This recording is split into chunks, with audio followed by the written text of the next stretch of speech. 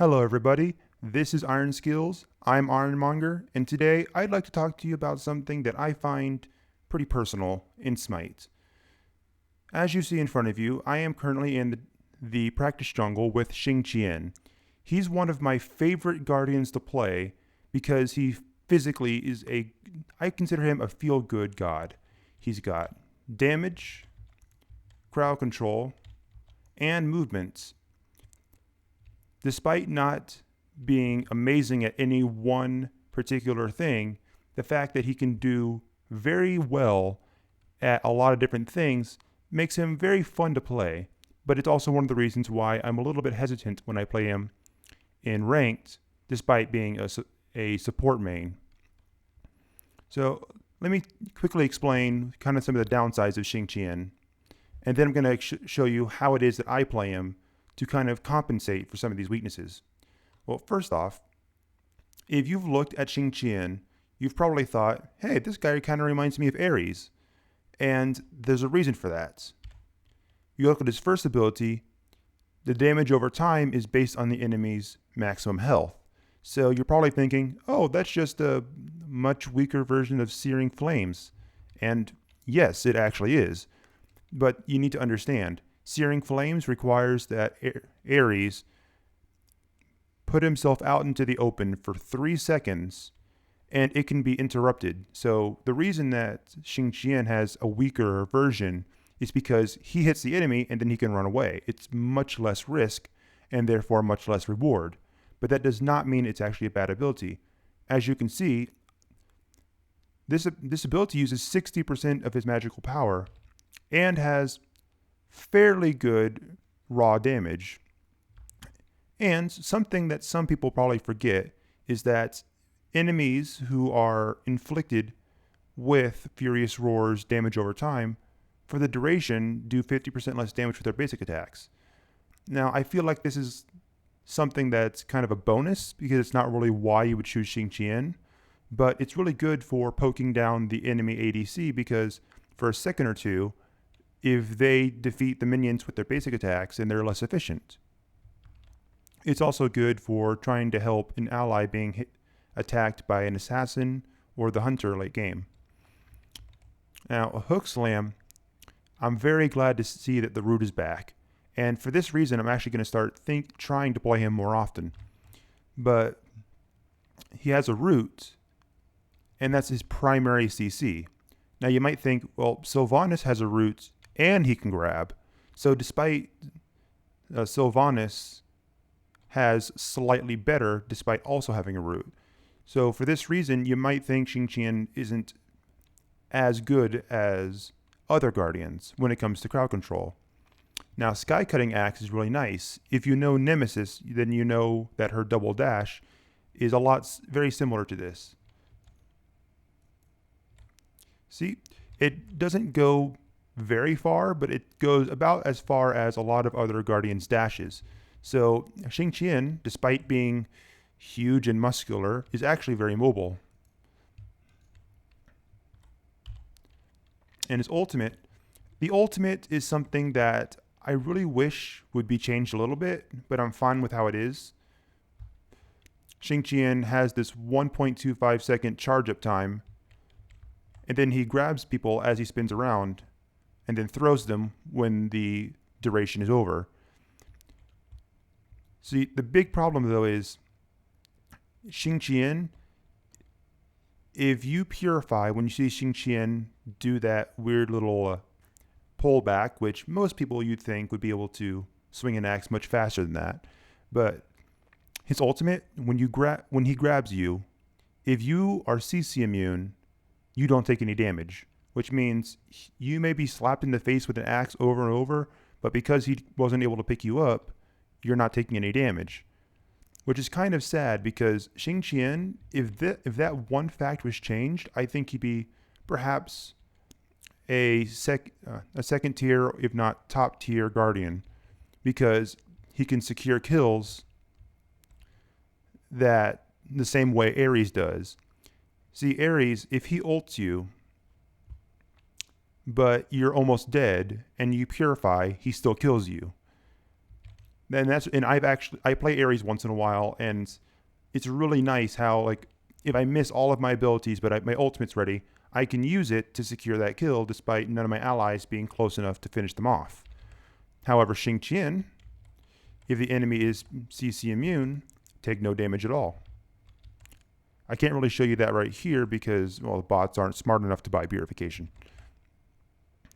So the thing I've noticed, though, is the longer and longer I play Xing Tian, the more and more I start thinking, wait a second, Xing Tian kind of reminds me of Hades. And you might be thinking, wait, how is Xing Tian anything like Hades? And what I'm thinking is, Hades, he has good scaling despite being a guardian, and he's all close range, and he has this really nice ultimate that a lot of people can get out of from a dash or a leap, but people thought that he was a very bad guardian and a very bad support until people started playing him with damage. And then they started realizing, wait a second, Hades is actually good.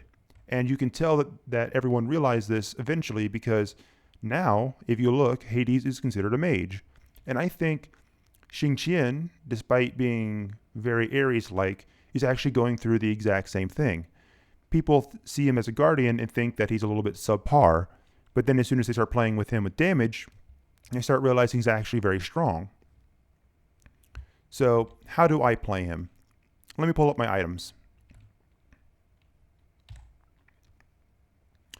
At the very bottom, you'll see the items that I choose. Perhaps I would choose this order instead, but these are the 6 items that I typically choose for him. Normally I'll start the game with Shoes of the Travelers, and then I'll switch over to Shoes of Focus once I've got about 5 or all of my items. But this is how I typically end the game. Now, you're probably noticing that I only have 2 defense items. This is because I typically play Xing Tian like a bruiser. Now, to explain that, think of warriors. Warriors are normally very close range and are very guardian-like, but they tend to have a little bit better damage from raw damage and sometimes from scaling as well. So people will typically play them with a little bit of defense, enough to resist whoever they're fighting in solo lane, and then they'll start getting power and they'll start bullying the enemy. I think that playing Xing Tian a very similar way is perhaps the key to unlocking Xing Tian's potential. Breastplate of Valor gives him 20% cooldown reduction and a lot of mana and a lot of physical protections. Genji's Guard gives him magical protections. The remaining 10% cooldown reduction he's missing because he also has Shoes of Focus. And the passive will help him use his ultimate more often, which, if he spams on the same enemy, will eventually overcome Purification because Purification takes 160 seconds to recharge.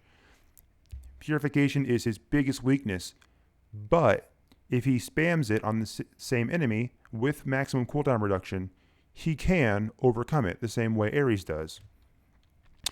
Ethereal Staff. See, by making him only have 2 defense items, I thought it's important to give him some health to overcome this. But Ethereal Staff, because you're a guardian, if you'll look down below, he has a lot of health. That's because Xing Tian has over 2200 health without any health items. And I can show you that right now.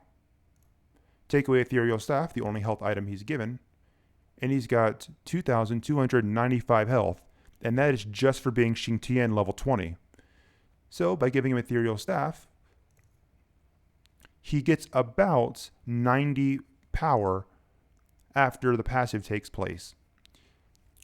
Now, a lot of mages, pretty much all mages, will typically go with Warlock Sash instead because it gives more power and ultimately more health. But Xing Tian doesn't want to be fighting over the minions with his ADC. The ADC should be getting those last hits. Therefore, Ethereal Staff is better, and because mages typically have about 1,700 or 1,800 health at the end of the game without any health items, but Guardians have over 2,000, then you're much more benefiting from the passive. Now, the last 2 items, Spear of the Magus and Rod of Tahuti, these are things that you could really take out, and I would recommend any of these items on these last two rows. Rod of Tahuti is really good just for power in general.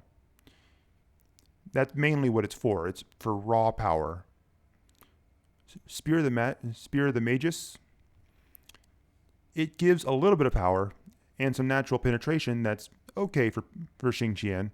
But the big deal is if you have two allies that are mages, since you have, let's say you have a mage in the middle lane and you have Ao Kuang as your jungler, or you have Freya as your jungler, or you have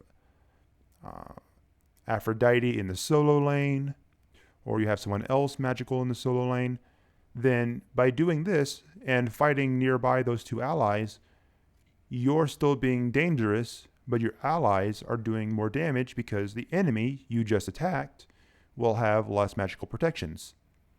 And just to show off this one little fact, Furious Roar, those little bonus damage ticks it does, those activate Spear of the Magus as well, which means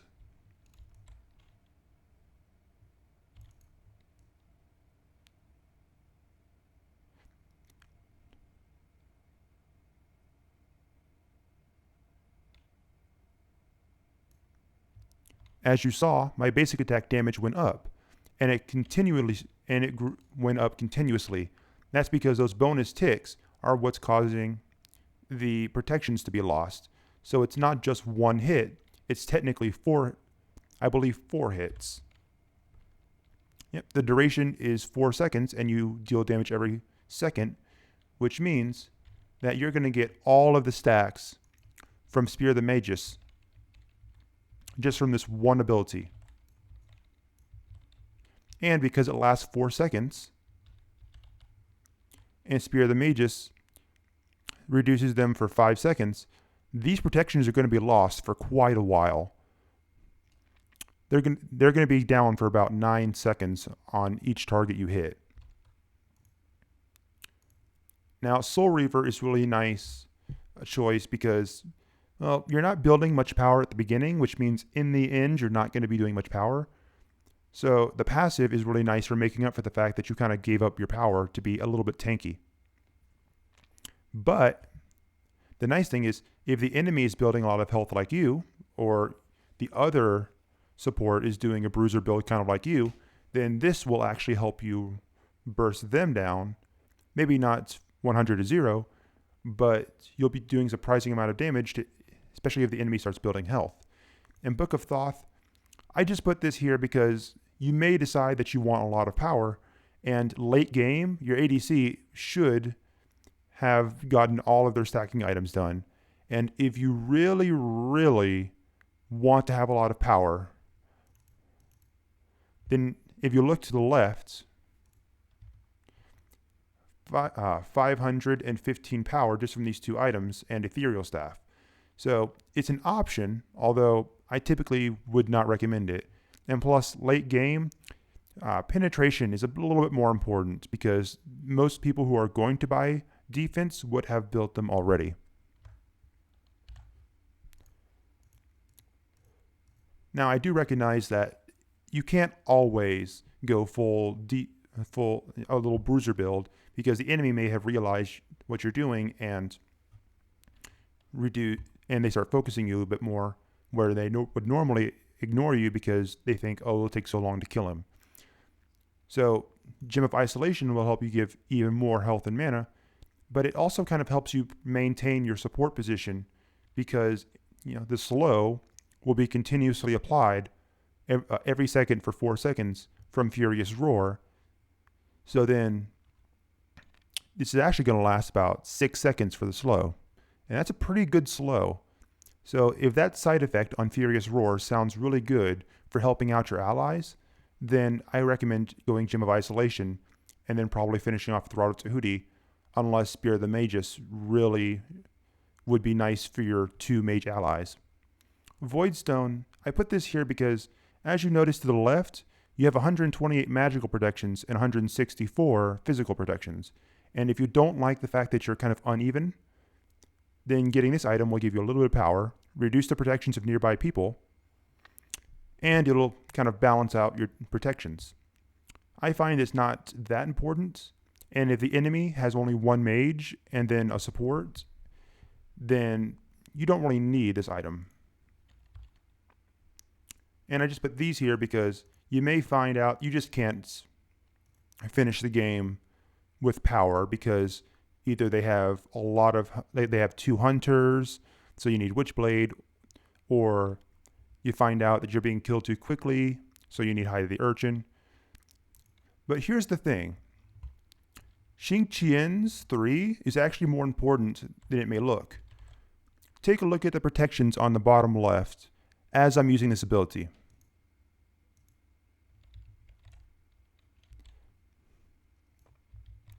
Xing Tian is gaining free protections by landing those abilities on an enemy, which means that he's one of the few guardians that actually has free protections in one of his abilities. This means that Xing Tian can actually afford to go more power, which is nice because that's kind of what his build is asking you to do. Xing Tian is kind of asking you to give him some power. And you can see that from the fact that all of his abilities have so much scaling. I'll just show you one more time. And protections go up.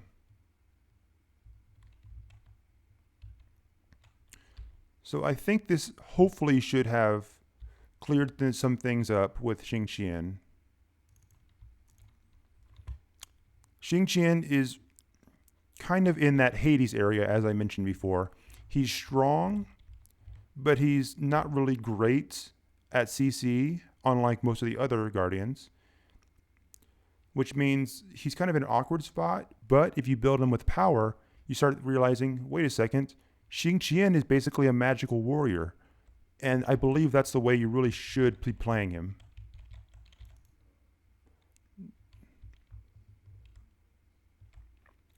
So I hope this explains a few things about Xing Tian, maybe encourages you to give him a try. Have a fantastic day. This was Iron Skills, Ironmonger signing out.